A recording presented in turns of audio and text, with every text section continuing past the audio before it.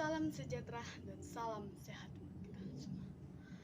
Saudara-saudari, di pagi hari ini saya ingin membawakan Injil dari Yohanes 1 ayat 35 sampai 51. Dari ayat tersebut saya mengambil cuman satu, Yohanes 1 ayat 38 yang berjudul Apa yang kamu cari? Tetapi Yesus menoleh ke belakang. Ia melihat bahwa mereka mengikuti Yesus dan berkata kepada mereka, "Apa yang kamu cari?" Kata mereka kepadanya, "Rabi," yang artinya guru, "di manakah engkau tinggal?" Dari kutipan tersebut, saya akan menjelaskan tentang mengapa Anda menjadi orang Kristen. Ada banyak alasan untuk menjawab pertanyaan itu. Ada yang ingin diberkati, ada yang ingin diselamatkan, dan lain-lainnya. Dari kedua kalimat tersebut, atau jawaban tersebut, yang sering dijawab oleh orang Kristen saat ditanya tentang sesuatu yang mereka cari dalam pengikut Kristus. Sekalipun jawaban itu memang pengikut atas kebutuhan rohani yang tidak perlu diragukan lagi, bahwa kecenderungan kita adalah melibatkan diri dalam banyak hal dan tujuan mencari keuntungan. Ketika Yesus bertanya kepada kedua murid Yohanes yang mengikutinya, "Apa yang kamu cari?" Mereka menjawab, "Rabi, di manakah engkau tinggal?" Ungkap kedua murid atas kerinduan untuk mengenal lebih dekat dengan Yesus.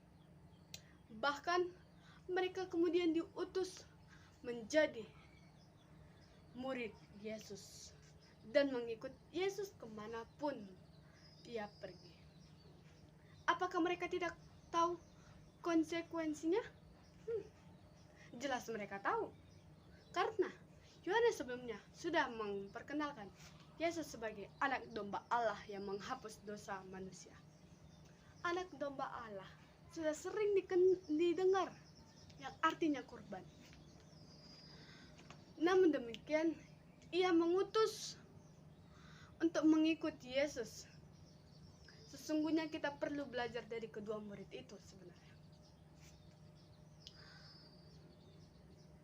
Yang supaya mengikuti Yesus untuk mencari berkat, tetapi benar-benar tahu bahwa menjadi Yesus berarti harus siap bersama Dia. Jika mengikut Yesus, ingin roti, tidak akan bertahan lama. Persis seperti 5.000 orang ini banyak banget, dikasih, dikenyangkan dengan 5 roti 2 ikan. Namun dengan cepat Yesus meninggalkan itu, sekalipun Yesus datang dengan membawa sukacita, damai sejahtera, dan berkat.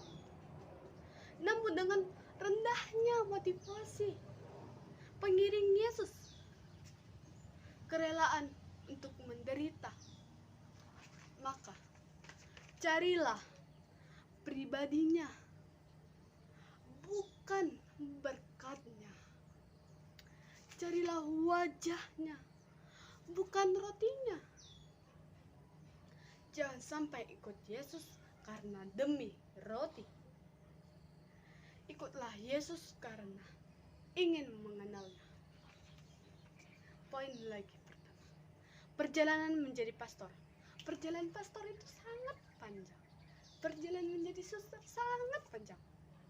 Pendidikan awal menjadi seorang pastor dimulai dengan memulai pendidikan dasar sebagai calon pastor yang bernama seminari. Seminari sendiri berasal dari kata seminarium,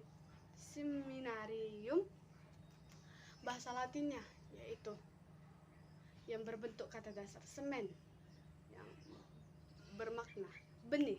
Jadi seminari tempat menaruhkan atau menanam benih-benih kebaikan bagi para calon pastor atau suster. Jenjang pendidikan ini mewajibkan seorang untuk menempuh studi filsafat dan teologi.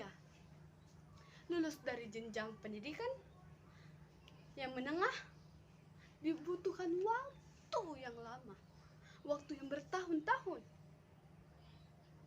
untuk menjadi pastor. Pastor adalah bapak yang bertugas dalam imam dalam suatu gereja Katolik. Kata pastor berasal dari bahasa Latin, yaitu yang artinya gembala. Jadi pastor diharap mengiringi jemaatnya sebagai domba-domba mengenal Tuhan Yesus. Poin yang kedua, tantangan dalam penyerahan diri dari tangan Tuhan. Dalam agama Katolik, menjadi pastor berarti tidak harus dalam hidup kesederhanaan, ketaatan dalam Tuhan, dalam firman, dan selibat, yaitu menyerahkan seluruh hidupnya untuk melayani Tuhan. Penyerahan diri bukanlah hal yang paling mudah. Sebagai pastor harus pilihan yang mengingkarkan dirinya pada 3 janji. Janji pertama yaitu kesederhanaan. Janji kedua, ketaatan. Janji ketiga, kemurnian. Poin ke selanjutnya, bukan keputusan mudah bagi keluarga, bukan begitu?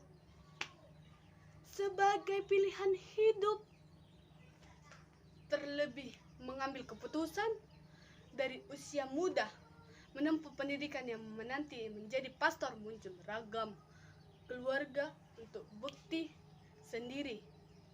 Keluarga cukup mendukung keputusan anak tersebut, meskipun berat di awal, namun merasakan dukungan tersebut mengalir dari keluarga.